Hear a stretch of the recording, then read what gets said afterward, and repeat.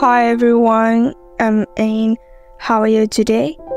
I hope that you will have a good day. In every video, I will bring the best things in life for you.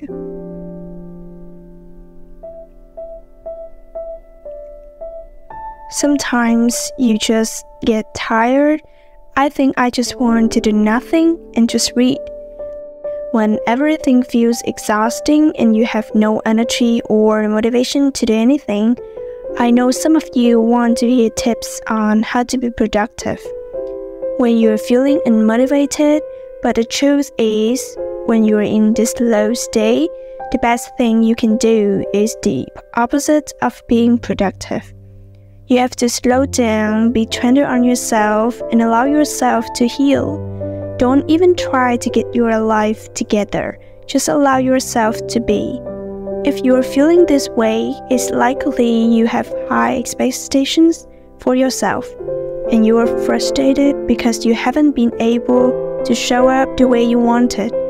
Or maybe others have high expectations of you, whether it's your parents or the people around you, or maybe you've been pushing yourself too hard and just burning yourself out.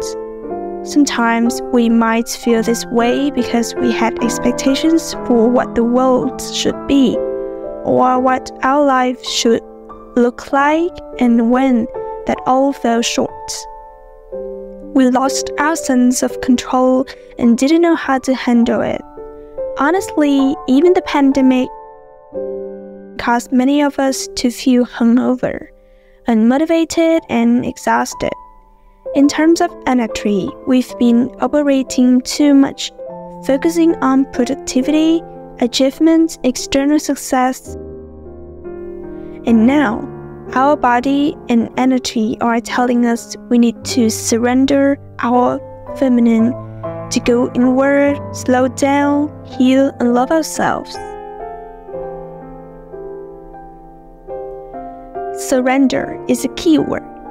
We have to release our feeling of control, release our expectations on ourselves, and expect ourselves as we are right now. It's both hard and easy at the same time. It can be so hard to surrender, but on the other hand, it's so easy because all of you have to do is let go. There's no action needed, just an action. So, what should you do when you feel like doing nothing? First of all, let yourself rest. Remove any and all pressure to be or do anything. Just exist. Stop putting any expectations on yourself, understanding that you probably feel burned out or depleted, so just let your body and mind rest and recuperate. I think it's so ironic.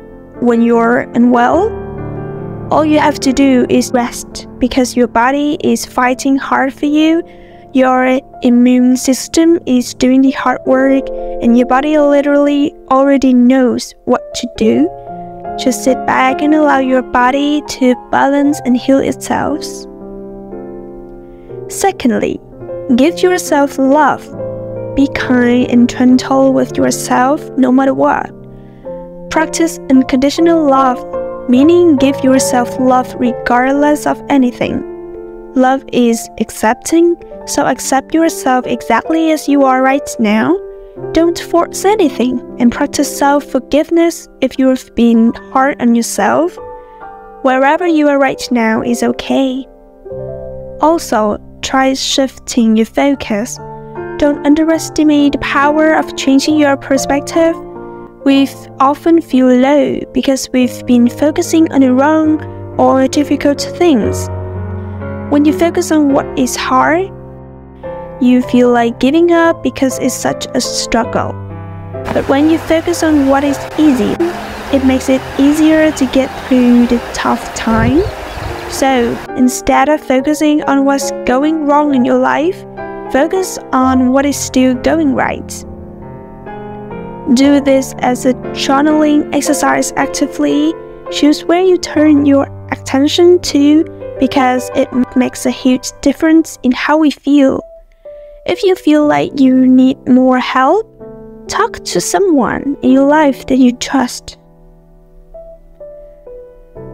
The next piece of advice I have for you when you're feeling low is stop consuming content that makes you feel worse. This includes any content that makes you feel bad about yourself, content that makes you compare yourself to others, and even positive or inspirational content. Because sometimes it reminds you of what you're unable to do right now. Sometimes it can be hard to have a positive mindset about something, and that's okay. Accept yourself as you are if you want a system refresh.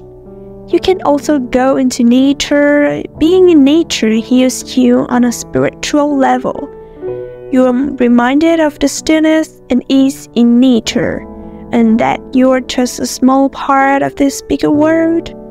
You can revive your sense of peace. It doesn't even have to be a major trip. Just take a walk outside, to go a nearby park, maybe go to the beach or the mountains, or even your local nursery. Because I feel like the energy of the plants and flowers can be so healing. Next, understand that life happens in cycles. Just like the cycle of the day, our moon, or our 4 seasons, life also happens in cycles. That means that life never stays the same and is always going through cycles or seasons. Have you ever heard of the saying that still shall pass? Whatever you're going through, know that it will pass. You might be going through a tough time right now, but it won't stay like this forever. Your situation and your feelings will change. Just stay patient and persevere through this season. Learn to embrace the cycles and seasons of your life, both the high and the low, because without the lows, there wouldn't be highs, and vice versa. It's the depth and the variety that allow you to feel the difference. If you only knew day but never knew night, you would take the sun for granted. You wouldn't appreciate it as much. It's because you know night that you can appreciate the day, and vice versa. Same of our emotions. It's because you've experienced the lows that you can deeply appreciate the highs.